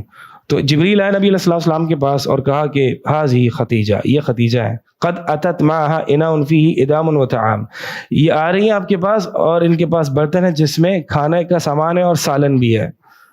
فاذا اتت کا فقرأ علیہ السلام من ربها ومنی, پر جب یہ آپ کے پاس آئے تو ان پر سلام کرنا میری طرف سے اور میرے رب کی طرف سے, یعنی اللہ تعالیٰ اس خدیجہ رضی اللہ تعالیٰ عنہا کو سلام کر رہا ہے. وَبَشِّرْهَا بِبَيْتٍ فِي الْجَنَّةِ اور اس کو ایک اس جنت میں گھر کی بشارت دو جو موتی کا گھر ہوگا, جو موتی کا گھر ہوگا, جس میں کوئی شور و گل نہیں ہوگا, کوئی تکلیف نہیں ہوگی, سکون ہوگا اور آرام ہوگا. یعنی یہ خاص طور پر عورت کے لیے یہ اس لیے ذکر کیا کیونکہ عورت گھر کے کام کاج میں, بچوں کے شور و گل میں یعنی وہ تھوڑی سی اریٹیٹ ہو جاتی ہے, اور مطلب وہ تو اگر تو وہ دیندار عورت ہے, اپنے بچوں کی تربیت اچھے طریقے سے کرتی ہے, تو بشارت دے دو اس کو اس جنت کے گھر کی جو موتی کا بنا ہوا ہے, جس میں کوئی شور و گل نہیں ہوگا, ریلیکس ماحول ہوگا, چلڈ ہوگا, اور کوئی اس میں جو ہے وہ تکلیف نہیں ہوگی. بس آج آپ کو اگر تکلیف اٹھانی پڑ رہی ہے شوہر کی خدمت کے لیے تو ٹھیک ہے, وہاں پہ کوئی تکلیف نہیں ہوگی. نبی علیہ الصلوۃ والسلام, صحیح بخاری سے مسلم کی ایک اور حدیث ہے, نبی علیہ الصلوۃ والسلام فرماتے ہیں میں جنت میں داخل ہوا, پس میں نے دیکھا رمیسہ کو جو کہ ابو طلحہ رضی اللہ تعالیٰ عنہ کی زوجہ ہیں, اور میں نے جو ہے وہ کچھ قدموں کی آواز سنے. فقلت من ھذا, تو میں نے پوچھا کہ یہ کون ہے, تو کہا گیا یہ بلال کے قدم ہے. ورأیت قصرا بفنائہ جاریۃ, اور میں نے ایک محل دیکھا اور اس کے صحن میں جو ہے وہ لڑکی تھی, عورت تھی. فقلت لمن ھذا, تو میں نے, نبی علیہ السلام کہہ رہے ہیں میں نے پوچھا یہ کس کے لیے ہے. فقالوا لعمر بن الخطاب, تو کہا یہ عمر بن خطاب کا محل ہے. تو فأردت ان ادخلہ, میں نے ارادہ کیا کہ میں اس میں داخل ہوں. فانظر الیہ, اور میں دیکھوں محل کیسا ہے. فذکرت غیرتک, اور اے عمر بن خطاب تیری غیرت مجھے یاد آ گئی. عمر بن خطاب کہتے ہیں ابی انت و امی یا رسول اللہ, میرے والدین آپ پر قربان جائیں, علیہ کا غار, کہ میں آپ پر غیرت کروں گا. تو لہٰذا یہ جنت میں محلات کیسے تیار ہوں گے, جنت میں گھر کیسے بنے گا. نبی علیہ السلام کی صحیح سند سے یہ روایت موجود ہے, من بنا للہ مسجدا ولو کمفحص قطعۃ او اصغر بنى اللہ له بیتا فی الجنہ. اللہ اکبر. دیکھیں ذرا, جنت جو شخص اللہ کے لیے مسجد بناتا ہے اتنی چھوٹی جتنا قطعات کہتے ہیں ایک ڈیزرٹ کا یا صحرا کا کبوتر ہے, ٹھیک ہے, یا اس کا پرندہ ہے, تو یعنی اس کے گھونسلے کی طرح, اس کے گھونسلے جتنی بھی اگر کوئی شخص مسجد بناتا ہے, او اصغر, یا اس سے بھی چھوٹی, بن اللہ له بیتا فی الجنہ, اللہ تعالیٰ اس کے لیے جنت میں گھر بناتا ہے. اتنی چھوٹی مسجد. اب اتنی چھوٹی مسجد, مقصد یہ ہے کہ اتنا سا بھی مسجد میں پورشن ملانا ہے نا. مثال کے طور پر مسجد میں کیا, جب ڈونیشنز کی کال دی جاتی ہے تو ایک نمازی کا خرچہ یہ ہے, ایک نمازی کے حساب سے لگایا جاتا ہے نا. اب یہ گھونسلے جتنی جگہ تو ایک نمازی کی بھی نہیں, آدھے نمازی کی بھی نہیں ہے, صرف سجدہ کرنے کی جگہ ہے, ٹھیک ہے. تو مقصد یہ ہے کہ اگر آپ اتنی سی زمین کو بھی کنٹریبیوٹ کر دیتے ہو نا مسجد میں, یا اس سے بھی کم, تو اللہ تعالیٰ اس کے بدلے آپ کے لیے جنت میں گھر بنا دیتا ہے. تو سب نے انشاءاللہ مسجد کی کو کنٹریبیوشن میں کچھ نہ کچھ دینا ہے, ٹھیک ہے, کچھ نہ کچھ دینا ہے, اس نیت سے کہ اللہ تعالیٰ ہمارے لیے جنت میں گھر بنائے گا. اور اسی طرح جو ہے وہ حدیث مشہور ہے جس میں آتا ہے کہ نبی علیہ السلام نے فرمایا کہ جو شخص 12 رکعتیں یعنی 12 سنن رواتب دن میں پڑھتا ہے تو اس کو جو ہے وہ اللہ تعالیٰ اس کے لیے جنت میں گھر بناتا ہے. 12 سنن رواتب کون سی ہیں؟ فجر سے 2 پہلے, اور ظہر سے 4 پہلے, اور ظہر کے بعد 2, اور مغرب کے بعد 2, اور عشاء کے بعد 2. یہ سنن رواتب ہے, ان کا اہتمام کرنے سے جو ہے وہ اللہ تعالیٰ جنت میں گھر بناتا ہے. اور جنت میں کوئی سورج اور چاند اور یہ نہیں ہوگا, سورج نہیں ہوگا, بلکہ جنت میں ابن تیمیہ رحمہ اللہ فرماتے ہیں نور ہوگا, ٹھیک ہے. ابن تیمیہ فرماتے ہیں والجنت لیس فیہا شمس ولا قمر, کہ جنت میں سورج اور چاند نہیں ہوگا, ولا لیل ولا نہار, نہ دن اور رات ہوگا, لیکن تعرف البکرۃ والعشیہ بنور یظہر من قبل العرش, بلکہ جنت میں جو صبح شام پہچانی جائے گی وہ اس نور کے ذریعے جو کہ عرش کی طرف سے آ رہا ہوگا, ظاہر ہو رہا ہوگا. تو یہ جنت میں جو ہے وہ یہ ہوگا. اور جنت کی جو ہوا ہوگی وہ آپ جانتے ہیں کہ بعض احادیث میں آتا ہے کہ جو شخص ذمی کو قتل کر دے وہ جو ہے وہ جنت کی ہوا کو بھی نہیں پائے گا, اگرچہ وہ جو جنت کی ہوا ہے وہ 70 سال کی مسافت کے دور تک پہنچتی ہے. تو جنت کی ہوا کی عالم ہے کہ 70 سال کی ہوا, یعنی 70 سال کی مسافت جو ہے وہ یہ جنت کی ہوا ہے. باقی اور بھی کچھ جنت کی نعمتیں رہ گئی ہیں. جو سب سے بڑی نعمتیں ہیں نا وہ انشاءاللہ ہم اگلی اور اس کے علاوہ آنے والے ایپیسوڈز میں کریں گے, ٹھیک ہے. تو جن میں سب سے بڑی نعمت جو ہے وہ اللہ کے چہرے کا دیدار ہے, تو وہ انشاءاللہ ہم ان کو آگے آنے والے ایپیسوڈز میں کور کریں گے. تو یہی نعمتیں جو ہے نا انسان انہی کو پڑھ کے وہ ہو جاتا ہے کہ یار یہ کیا جنت کیسی ہے, کیا کچھ ملے گا. تو اس کے یہ ظاہر سی بات ہے, یہ بس اس کو ایسے سمجھ لیں کہ یہ وہ جنت ہے کہ جب اللہ تعالیٰ نے جنت کو بنایا تو جبریل امین کو بھیجا علیہ السلام کہ جاؤ جنت کو دیکھو. یہ اللہ کیا شاندار جنت ہے. کوئی بھی اس کے بارے میں سنے گا تو اس سے رہا نہیں جائے گا اور ہر شخص جو ہے وہ اس میں داخل ہونا چاہے گا. تو پھر اللہ تعالیٰ نے جبریل امین کو واپس بھیجا. جاؤ اب دیکھو. جبریل امین جب واپس گئے تو دیکھا کہ بڑی مشکل ہے یہ جنت, تو بڑی کاسٹلی ہے. ان صلۃ اللہ الغالیہ, اللہ کی جو جنت ہے, اللہ کی جو صلاح ہے, یہ غالی ہے, ایکسپینسو ہے. اس کے لیے بہت کچھ قربان کرنا پڑتا ہے. ٹھیک ہے, اس کے لیے عبادت کرنی پڑتی ہے, اللہ کے سامنے جھکنا پڑتا ہے, معاشرے کی مخالفت ہوتی ہے, توحید پر آنا پڑتا ہے, تمام سسٹم سے, آئیڈل سے اور ہر طرح کی سوچ اور فکر اور فلسفوں سے اپنے آپ کو بیزار صرف اللہ کے آگے جھکانا پڑتا ہے. یہ ایکسپینسو ہے, یہ محنت لگتی ہے, اس کے لیے کوشش کرنی پڑتی ہے. لیکن اللہ تعالیٰ جس کے لیے آسان کر دے نا, اس کے لیے آسان ہے. تو لہٰذا جبریل امین نے کہا کہ اللہ مجھے تو ڈر ہے کہ کوئی بھی اس میں داخل نہیں ہوگا, کیونکہ اس میں ڈیزائرس کو بہت کنٹرول کرنا پڑتا ہے. تو اگر ایک شخص چاہتا ہے کہ مجھے دنیا بھی میری سیٹ چلے اور میں یہاں پہ بھی اپنی خواہشات کو فل پارٹی سین یہاں پہ بھی کروں اور مجھے جنت بھی مل جائے, تو ایسا نہیں ہے, ایسا نہیں ہے. ٹھیک ہے, انا کننا قبل فی ذالک, یا اللہ تعالیٰ یعنی واقبل بعضهم علی بعض یتساءلون, سورۃ جو ہے وہ زاریات میں اس کا ذکر ہے کہ بعض جو ہیں وہ ایک دوسرے کے متقابل ہوں گے جنت میں, اور کہیں گے کہ ہم جو ہے وہ اس سے پہلے مشفقین, ہم ڈرے ہوتے تھے, ہم اللہ کے عذاب سے ڈرتے تھے. تو یہ اللہ کی پکڑ سے ڈرنا, اللہ کے عذاب سے ڈرنا, یہ وہ ساری چیزیں ہیں. جنت ہے, بہت اچھی ہے, اور سننے میں ایسا لگتا ہے کہ بس ہم داخل ہو جائیں گے. تو یہ امید کا پہلو خوف سے اتنا غالب نہ ہو پائے کہ انسان بس یہ سمجھے کہ بس جنت تو ہمارے لیے ہے. تو اس کو لینا بھی, جب جنت ایسی ہے تو کاسٹلی بھی ہے, اس کی کاسٹ ہے. کاسٹ کیا ہے؟ The cost is you. The price is you. وَمَن يَشْرِ نَفْسَهُ, قرآن میں آتا ہے نا, کون ہے جو اپنے آپ کو بیچ دیتا ہے اللہ تعالیٰ کی رضا کو حاصل کرنے کے لیے. پروڈکٹ جنت ہے, اللہ کی رضا ہے, اللہ کے چہرے کا دیدار ہے, اور پرائس آپ ہو. اپنے آپ کو بیچنا پڑے گا آپ کو, لوگوں کے لیے نہیں, اللہ کے لیے. اللہ کو اپنا آپ دینا پڑے گا تو جنت ملے گی. اللہ تعالیٰ سے دعا ہے کہ اللہ تعالیٰ ہمیں جنت الفردوس نصیب فرما. اقول قولی ھذا استغفر اللہ لی ولکم.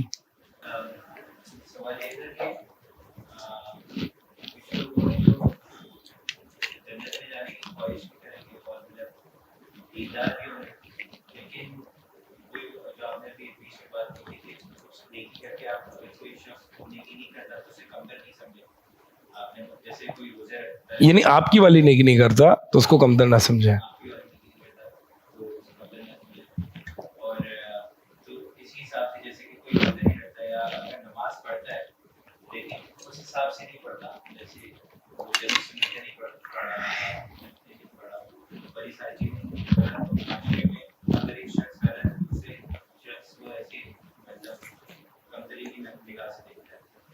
اور پھر فتوی بھی لگانا شروع کرتا ہے کہ تم تو بس چلتے پھرتے مسلمان ہو, بس اس بنیاد پر کہ وہ سنت نہیں پڑھا. اچھا, بس ایسے ہی تمہیں دھکا اسٹارٹ کرنا پڑتا ہے. تو اب یہ ہر اس کی ہے جہاں تک پہنچ جاتی ہے کہ اسے بھی فتوی لگانا شروع کرتی ہے, جماعت مشکل لگ رہا ہے اس بنیاد پر کہ سنت ادا نہیں کر رہے. یعنی کوئی لوگ یہ کہتے ہیں کہ بس تمہارا تو جنت میں نہیں لگ رہا, تمہیں تو جنت منت کی فکر نہیں ہے کیونکہ تم سنت ادا نہیں کر رہی ہے. جیسے کہ تمہیں فورس کرنا پڑے گا, بڑے ہو رہے ہیں تو صرف واجبات میں ہی لیکن سنتوں پہ پیچھے لگاتے ہیں, اور سنتوں پہ بھی لگاتے ہیں تو بچوں کے لیے بہت ہو جاتا ہے. لیکن وہ لوگ نہیں کر رہے ہوتے, بس نمازیں پڑھیں گے کہ والدین کیا ہے, لیکن ان پہ نا یا ایک دوسرے پہ اسی طریقے سے بتایا لگایا جاتا ہے کہ تمہارا تو مشکل لگ رہا ہے کیونکہ تم محنت نہیں کر رہے, خود سے محنت. ہاں, تو سوال کیا اس بارے میں؟ تو سوال یہ ہے کہ ایک حدیث تھی جس میں جو ہے نا ایک شخص دوسرے شخص پہ فتوی لگا رہا تھا اور میں آپ کو دیندار سمجھ رہا تھا, لیکن قیامت کے دن یہ پتا چلا کہ دوسرا شخص ہاں, تو یہ یہاں یہ کس کی بات ہوتی ہے کہ اس سے کیسے بچا جائے کہ وہ پہلا شخص ہی بنا جائے جو مطلب سمجھ کر تو یہ ہے کہ جنت میں جائے گی, جیسے آپ کی بات. ہاں بھائی, اس میں افراط اور تفریط ہے. ایک ایکسٹریم تو یہ ہے جو یہ کہتی ہے کہ بھائی آپ کو جو ہے وہ ہمارے ایکشنز کو جج کرنے کا کوئی وہ نہیں بنتا, اللہ جانتا ہے میرے دل میں کیا ہے. تو میں اگر نماز نہیں پڑھ رہا, میں مثال کے طور پر داڑھی شیو کر رہا ہوں, تو who are you to tell me کہ میں جنت میں جاؤں گا یا نہیں جاؤں گا. تو یہ جو ایک ایکسٹریم ہے یہ ایک لبرل ایکسٹریم ہے, اور ایک ایکسٹریم جو کہ دینی تشدد والی فنڈامنٹل یا ایک طریقے سے بڑی ایکسٹریم ہے, اور وہ یہ کہتی ہے کہ یعنی وہ چھوٹی چھوٹی بات پر بھی کہ وہ تم نے جو ہے وہ تم سنت نہیں پڑھتے بس, اور تم جو ہے وہ کیا کہتے ہیں یہ نہیں کرتے, ہر چھوٹی چھوٹی بات پہ اس کا جنت کا داخلہ جو ہے وہ روک دیا جاتا ہے. تو ایسے بنو اسرائیل میں 2 شخص بھائی تھے, اور ایک جو ہے وہ گنہگار تھا لیکن مسلمان تو تھا, موحد تھا. دوسرا بھائی تھوڑا پریکٹسنگ تھا. تو وہ پریکٹسنگ بھائی نے اپنے دوسرے بھائی کو دیکھا کہ وہ جو ہے وہ ایک گناہ کر رہا ہے, تو اس کو غصہ آ گیا اور اس نے کہا کہ اللہ کی قسم اللہ تجھے معاف نہیں کرے گا کبھی. تو اللہ تعالیٰ نے فرمایا یہ کون ہوتا ہے جو مجھ پر حاکم بنے کہ میں کیا کروں یا کہ میں کیا نہ کروں. تو اس بندے کو جہنم میں ڈال دو اور وہ جو گنہگار ہے اس کو جنت میں ڈال دو, یہ حدیث ہے. تو اس میں یہی ہے کہ بس اگر ایک مثال کے طور پر ایک وہ بندہ ہے کہ جو بالکل ہی اس میں کوئی مطلب پریکٹسنگ ہی نہیں ہے اور فرض بھی نہیں ادا کر رہا, تو پھر تو آپ کو اس کو بولنا حق بنتا ہے, ورنہ تو انسان امر بالمعروف نہیں منکر کیسے کرے گا جب کسی میں یعنی نہیں انل منکر کیسے کرے گا جب منکر دیکھے گا نا, تو منکر دیکھے گا جج کرے گا آن دا بیسس آف یعنی آن اپیرنٹلی دیکھے گا کہ بھائی وہ منکر کر رہا ہے تو ٹھیک ہے اس کو آپ نہیں انل منکر کریں گے. لیکن اس کے بعد اگر کوئی شخص مثال کے طور پر سنتیں وغیرہ ادا نہیں کر رہا تو اس کو ترغیب دیں گے, نہ کہ فتویٰ جھاڑیں گے. ترغیب دیں گے کہ بس سنتیں ادا کریں, اس کی یہ ثواب ہے, لیکن اس پر جو ہے فتوے نہیں لگا سکتے.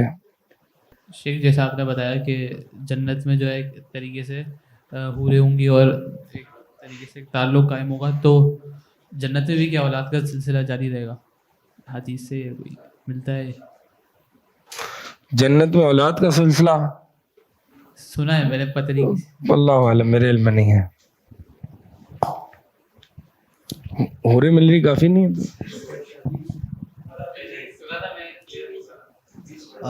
شیخ میرا سوال یہ کہ آپ نے کہا تھا کہ شہداء ڈائریکٹ جنت جائیں گے جب شہید ہو جائیں گے, یہ صحیح مطلب, اور لیکن ہے نا کیا قیامت کے دن ان کو نکالا جائے گا یا تو کیونکہ حضرت محمد صلی اللہ علیہ وسلم کو وہ پہلے جنت جائیں گے نا حضرت محمد صلی اللہ علیہ وسلم, تو یہ دیکھیں جو مرنے کے بعد جو شہید جاتا ہے نا, شہید ہونے کے بعد جو جاتا ہے وہ بالکل پرفیکٹ انٹری نہیں ہے جنت میں. وہ پرندوں کے سبز رنگ کے پرندوں کے پیٹ میں ہوگا, یعنی یہ انسانی جسم نہیں ہوگا. جو انسانی جسم ہوگا یعنی ہم مطلب جو لوگ جائیں گے وہ انسانی جسم میں جائیں گے نا جب قیامت کے بعد جب فیصلہ ہوگا, اور وہ انسانی جسم جیسے کہ یہ آدم علیہ السلام کی ہائٹ کا ہوگا, ٹھیک ہے, اور 33 سال اس کی عمر ہوگی ہر شخص کی, اور عورت کی 33 سال 33 ایئرس, اور جو ہے وہ اس میں داڑھی بھی نہیں ہوگی, بال بھی نہیں ہوں گے. اب یہ عموماً کبھی کبھار ایسا لگتا ہے کہ یہ کیا ہے, مثال کے طور پر اگر حوروں کے بارے میں بھی اس طرح کی احادیث آتی ہیں کہ ان کے جو ہے وہ اندر کا وہ دکھ رہا, یعنی ان کی جو پنڈلیاں ان کے اندر کا وہ دکھ رہا ہوتا ہے, کیا کہتے ہیں گودا کیا ہے, ہاں, تو وہ جو ہے وہ دکھ رہا ہوتا ہے. تو عموماً شاید ہمیں یہ چیزیں یہاں سمجھ میں نہ ہے کہ یہ بیوٹی یا کس طرح سے ہے شجاعت, تو یہ گنجا ہونا اور وہاں کی بیوٹی کیسے ہے, ٹھیک ہے یہاں کی بھی ہے, ہاں یہاں کی آج کل لوگوں نے بنا لی ہے, بہرحال یہاں کی بیوٹی ہے.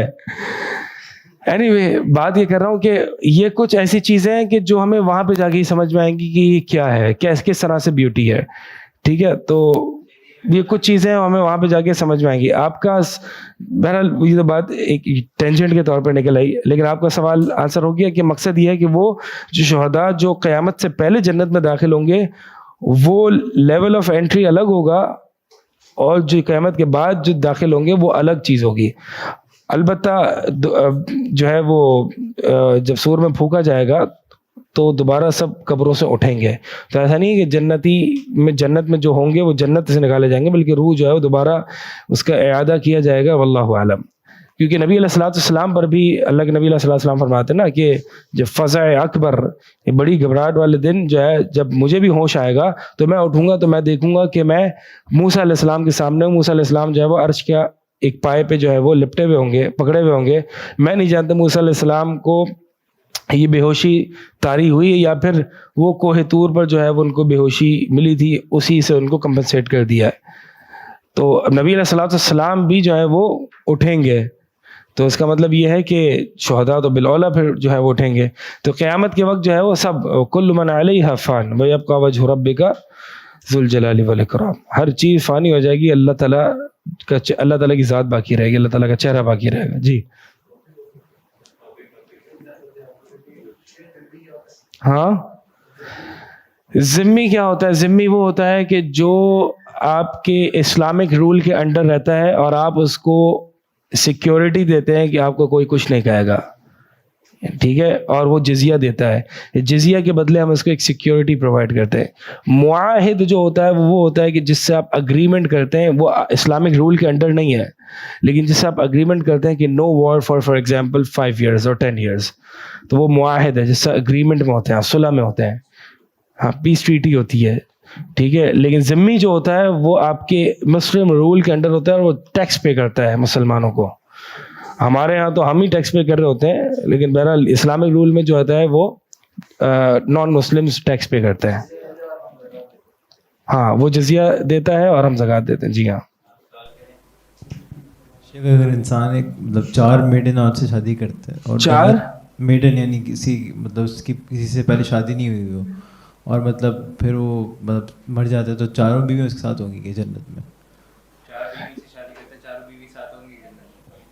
اگر وہ جنتی ہوئی تو ان کے ساتھ ہوں گی. ہاں, دوسری شادی نہ ہوئی ہو, دوسری شادی نہ ہوئی تو پھر شاید ان کو آپشن دیا جاتا ہے, چوائس دی جاتی ہے کہ آپ کو کون چاہیے. مرد کو وہاں ٹینشن نہیں ہے, عورت کو بھی نہیں ہے. نساء اہل الجنہ کے بارے میں ہم انشاءاللہ پڑھیں گے کہ ایک جو عورت جنت کی عورت ہے اس کے حوروں سے مقام اوپر ہے.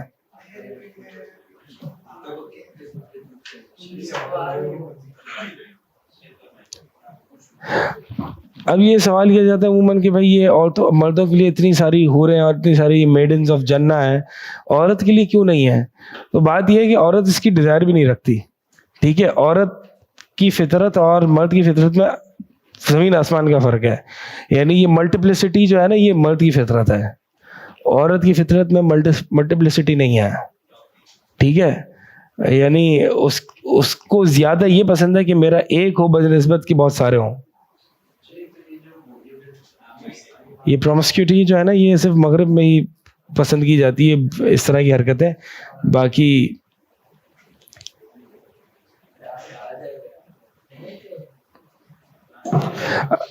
ابھی تو یہ ٹاپک سٹارٹ نہیں ہوا اور آپ کے سوالات اس سے متعلق شروع ہو گئے, تو جب آئے گا ٹاپک تو پھر ہم پڑھ لیں گے نا. شیخ مجھے یہ پوچھنا ہے کہ وہ آپ جو بول رہے تھے کہ ایک بندہ جس نے بہت عبادت کری, نفلیں, زکوٰۃ اور روزے سب رکھے, اور ایک بندہ جس نے صرف فرض وغیرہ پڑھے, اور اب دونوں جنت میں چلے گئے, آپ بہت اونچی جنت میں چلے گئے, لیٹ سے میں بہت نیچے ہوں, ہم دونوں خوش ہیں. ہماری مثال نہ دیں, کوئی ایک اوپر چلا گیا کوئی نیچے. ایک بندہ اوپر ایک بندہ نیچے, ہاں, تو اب دونوں خوش ہیں, اب کیا فرق رہ گیا؟ میں نے تو لیکن دنیا بھی انجوائے کری اور مجھے تھوڑی آپ کو ایک مثال دیتا ہوں اس کی, ایک مثال دیتا ہوں. سوال اچھا ہے کہ بھائی اب کیا فرق ہوگا, یعنی وہ بھی اپنی 100% سیٹسفیکشن پہ ہے, یہ بھی اپنی 100% سیٹسفیکشن پہ ہے, تو پھر میں کیوں اتنا جو ہے وہ اونچے. اس کی ایک مثال دیتا ہوں آپ کو, اور مثال سے آپ کو یہ بات سمجھ پائے گی, اور وہ یہ ہے کہ ایک شخص ہے, وہ اس نے جو ہے وہ کبھی مہران کے علاوہ کوئی گاڑی نہیں چلائی, ٹھیک ہے, اور وہ مہران میں فل سیٹسفائی کہ یار یہ تو گاڑی ہے بھائی, یہ تو کوئی گاڑی اس سے بہتر گاڑی ہو ہی نہیں سکتی, ٹھیک ہے. لیکن وہ روڈ پہ دیکھتا ہے آڈی جا رہی ہے, مرسیڈیز جا رہی ہے, ٹھیک ہے, لیکن وہ کہتا ہے ٹھیک ہے اچھی چیز ہے, لیکن میں مہران میں جو ہے میں خوش ہوں, مجھے مہران ہی پسند ہے, کیونکہ اس نے کبھی آڈی کا ایکسپیرینس ہی نہیں کیا ہوتا. تو آڈی والا کہے گا بیٹا ادھر آ کے ذرا دیکھ تو صحیح, ذرا اسٹیئرنگ پکڑ کے تو دیکھ, تجھے پتا چلے گا کہ کیا ہے, ٹھیک ہے. تو کہے گا دیکھو تو صحیح, ایکسپیرینس تو کرو تو پتا چلے گا تمہیں, ورنہ تو وہ خوش ہے, اپنی لائف میں مگن, فل سیٹ چل رہا ہے, اس کو کوئی ٹینشن ہی نہیں ہے, ٹھیک ہے. تو وہ تو دوسرے کو پتا ہے نا کہ میرے پاس کیا ہے.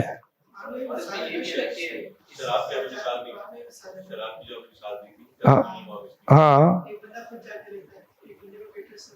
हाँ, ये तो मतलब ये बता रहे हैं कि दोनों सेटिस्फाइड है ना, तो फिर इन दी एंड फर्क क्या हुआ, फर्क ये हुआ वो सेटिस्फाइड है, ओके, लेकिन हाँ वो अपनी चीज से सेटिस्फाइड है, लेकिन आपको अगर वो चीज मिले तो कोई कंपैरिजन ही नहीं है, दुनिया जमीन और आसमान का फर्क है, छोटा सा तारा है वो आपके ऊपर जो है, आप उसको बस यूं देख रहे हैं, तो भाई हम कम के लिए क्यों मेहनत करें। बात यह है कि आप देखें तो सही, आप पढ़ें तो सही, आप और सूर्य, मैंने आपको सूर्य रहमान दी है ना, आप वो पढ़ें तो सही, उसमें यानी जन्नतों के दरमियान जो फर्क है आपकी सोच है। अल्लाह का दीदार भी जो है ना आपको उतना फ्रीक्वेंटली नीचे लेवल की दर्जों में नहीं मिलेगा जितना ऊपर मिलेगा। और ऊपर क्या मिलेगा आपको पता है? किसी ने पूछा कि सिर्फ लियल जन्ना, जन्नत के बारे में मुझे बताएं, जन्नत की खूबसूरती के बारे में बताएं, जन्नत क्या है? तो जवाब देने वाले ने जवाब दिया कि फी हा रसूलुल्लाह सल्लल्लाहु अलैहि वसल्लम। भाई इससे बेहतर जन्नत और क्या हो सकती है कि इसमें अल्लाह के रसूल हैं। तो उस ऊपर लेवल की जन्नत के जो होंगे वो अबू बकर, उमर, अल्लाह के रसूल सल्लल्लाहु अलैहि वसल्लम। इससे यानी हम तो दुनिया में क़ाल अल्लाह व क़ाल रसूल पढ़ते हैं और हमारी ये तमन्नाएं रह जाती है कि भाई हम कब इनके साथ जाके मिलेंगे। ठीक है, तो ये जन्नत के अना वकाफिल यतीम फिल जन्नति कहा कैसा, ठीक है। अब बहुत सारी इसी तरह मिसाल के तौर पर एक सहाबी नबी अलैहिस्सलाम से कहा कि या रसूलल्लाह, उनसे पूछा ना अल्लाह के नबी अलैहिस्सलाम ने कि क्या चाहिए तुझे, बड़ी खिदमत किया करता था आप सल्लल्लाहु अलैहि वसल्लम की, क्या चाहिए तुझे? तो कहा मैं, वो बड़ा गरीब सहाबी था, कहा मैं आपको जो है वो सोच के बताऊंगा। उसके पास माल था, उसके पास पहनने के भी कपड़े नहीं होते थे, मैं आपको सोच के बताऊंगा। तो सोचा बहुत सोचा, आप सल्लल्लाहु अलैहि वसल्लम के पास आया, जी क्या सोचा? या रसूलल्लाह आपकी रिफाकत, आपकी कंपेनियनशिप चाहिए जन्नत में।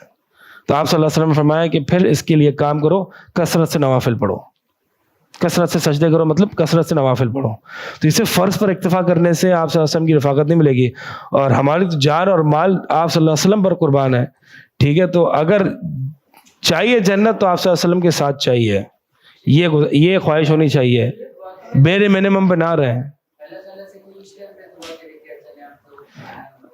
अब ये फर्जियात, असम्पशंस और ये ना करें तो ये बेहतर है कि उस टाइम पे ये करो, उस टाइम वो करें।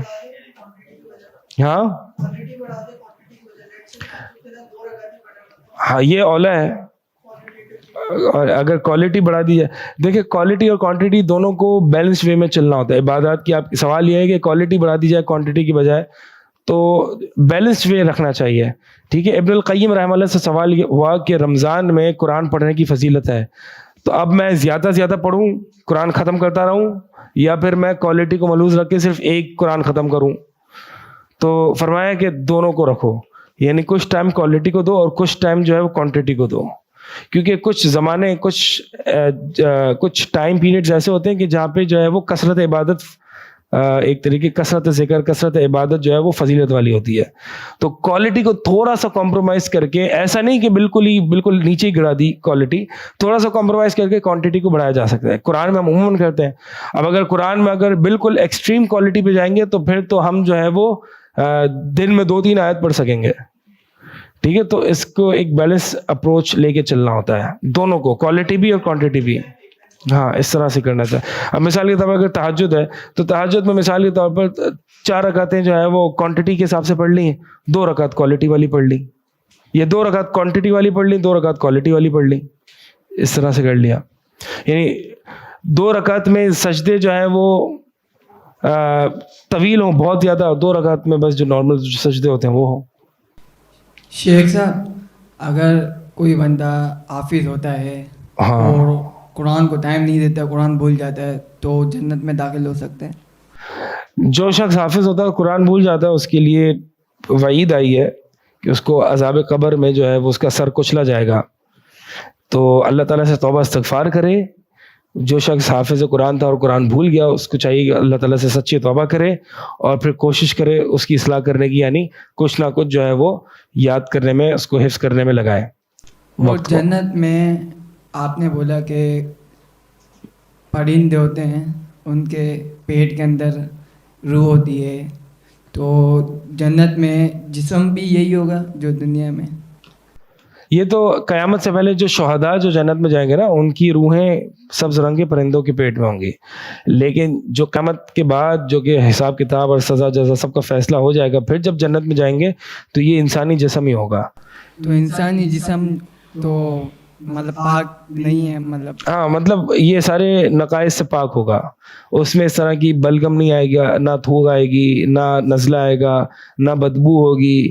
یہ سب کچھ چیزیں جو ہیں وہ جنت میں یہ چیزیں نہیں ہوں گی. گندگیوں سے تھوڑی بہت نہیں، بہت حقیقت کیا ہم نہیں جان سکتے، ٹھیک ہے، لیکن ہم اسی طرح انسانی جسم میں جائیں گے. 33 فٹ ہائٹ ہوگی، 33 ایئرس ایج ہوگی، اور ہائٹ جو ہے وہ آدم علیہ السلام کی ہوگی. آدم علیہ السلام کی ہائٹ میں حدیث میں آتا ہے، میرے ذہن میں لمبی ہائٹ تھی، میرے ذہن میں نہیں آ رہا کہ کتنی ہائٹ تھی ایگزیکٹلی، حدیث میں ہے اس کا، ہے آپ کے 60 کیوب، ہاں 60 فٹ پتہ نہیں، بہرحال تو حدیث میں ایگزیکٹ ورڈز ہیں، میرے علم میں ابھی ذہن میں نہیں آ رہے. تو بہت لمبی ہائٹ ہے، ٹھیک ہے. تو اور یہ جو حافظ ہیں اور عمل بھی کر رہے ہیں قرآن پہ اور یاد بھی ہے انہیں، تو ان کا کیا مقام ہے جنت میں؟ ان کا جو ہے وہ جنت والا قیامت کے دن ان سے کہا جائے گا کہ قرآن ترتیل کے ساتھ ٹھہر ٹھہر کے پڑھ، جیسے کہ تو دنیا میں ٹھہر ٹھہر کے پڑھا کرتا تھا، اور اس کو جو ہے یعنی دنیا میں کتنا ریوائز کرتا تھا حافظ. ایک حافظ کو اپنے حفظ کو برقرار رکھنے کے لیے کتنا پڑھنا پڑتا ہے، روز بہت زیادہ پڑھنا پڑتا ہے. تو جیسے کہ تو دنیا میں پڑھتا رہتا تھا، تو ایسے ہی پڑھتا رہے اور جنت کے منازل طے کرتا جا، اور تیری منزل وہاں ہوگی جہاں پہ تو اپنی قرأت کو ختم کرے گا. تو حفظ جیسے وہ روانگی کے ساتھ، فلو کے ساتھ پڑھتا تھا دنیا میں، تو آخرت میں بھی وہ فلو کے ساتھ پڑھتا رہے گا، اور جنت کے درجات جو ہے وہ چڑھتا رہے گا. تو جنت کے اگر درجات چاہیے تو جو حافظ نہیں ہے وہ حافظ بنے نہیں. میں یہ نہیں کہہ رہا، اتنا مشکل ٹاسک نہیں دے رہا، لیکن کچھ نہ کچھ صورتیں حفظ کریں، اور اس کو قیام اللیل میں پڑھیں. ٹھیک ہے، شروع کریں اما پارہ سے، پھر 29واں پارہ حفظ کریں، اور پھر 28واں پارہ حفظ کریں. حفظ تھوڑا تھوڑا جو ہے وہ کرتے رہیں انشاءاللہ.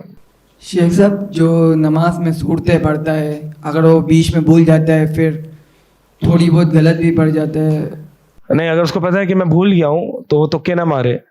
اگر تو نفل نماز ہے تو اگر اس کو چاہیے کہ وہ اس کو پتہ ہے کہ وہ بھول جاتا ہے، اس کا حفظ کچا ہے، تو وہ مصحف اپنے پاس رکھے. لیکن پڑھتا ترتیب کے ساتھ ہے، اگر بھول جاتا ہے مطلب پھر بعد میں یاد آ جاتا ہے یہ صورت اس کے آگے یہ آیت کے آگے یہ آیت ہے، لیکن یہ آیت کے آگے یہ آیت. یہ نفل نماز ہے، فرض ہے. فرض میں تو فرض میں کوشش کریں جو صورتیں آپ کو پختہ حفظ ہو وہی پڑھیں، ٹھیک ہے. اور نفل میں جو ہے وہ اپنے ساتھ جو ہے وہ مصحف لے کے پڑھیں، یعنی اپنے جیب میں رکھ لیں یا اپنے سائڈ پہ ٹیبل پہ کہیں بھی رکھ لیں، اور جیسا آپ پڑھتے ہیں اگر کہیں اٹک جائے تو مصحف اٹھا کے دیکھ لیں، پھر واپس سے رکھ دیں. یا پھر مصحف کو یوں کر کے جو ہے مصحف ہاتھ میں رکھ کے یوں بند کر کے چھوٹا مصحف رکھیں، اور اس کو ہاتھ میں یوں رکھ کے یوں پڑھیں نماز. اگر کوئی بھول جاتے تو مصحف اٹھا کے یوں دیکھ لیں اور پھر واپس یوں رکھ دیں. جی ہاں، ان دی سوالین منصوب کیوں ہے؟ ان دی سوالین یہ منصوب کیوں ہے؟ سوالان، ہاں میرے پاس 2 سوال ہے نا، سوالین یہ منصوب کر دیا آپ نے. یہ جو ہے وہ ان کا ذرا پیپر نکالنا پڑے گا. شیخ شریف پڑھا دے نا آپ کو. اچھا چل شیخ، وہ ایک تو یہ تھا کہ پہلے وہ جو آپ نے شہداء کی موت میں کہا تھا تو لفظ ضحیکہ کا استعمال ہوا ہے نا؟ ہاں ضحیکہ، اس کا معنی تو ہوتا ہے ہنسنے کا. ہاں تو اسے مسکرانے پر بھی اس کا اطلاق ہوتا ہے. اور یہ مسکرانا یہ صرف، لیکن میں نے ترجمہ ہنسنے کا ہی کیا تھا، ہنسنا یعنی اللہ تعالیٰ ہنسے گا، یہی ہے ترجمہ اس کا.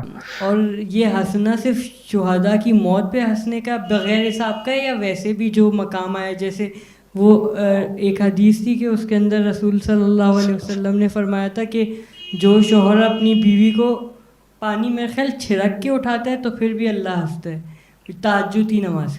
یہ اللہ تعالیٰ کے ضحک کا مجھے علم نہیں ہے اس موقع پر، اگر حدیث میں ہے ایسا آپ نے پڑھی ہے تو پھر ٹھیک ہے. اللہ تعالیٰ ایسے ہنستا ہے جیسے اس کی شان کے لائق ہے.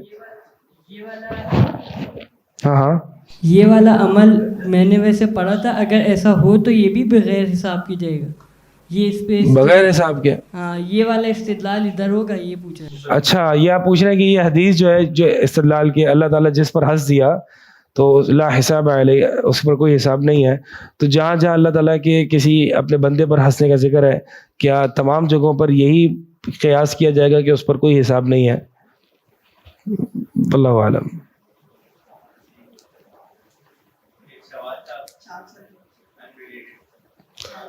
ٹاپک سے ریلیٹڈ سوالات ختم ہو گئے؟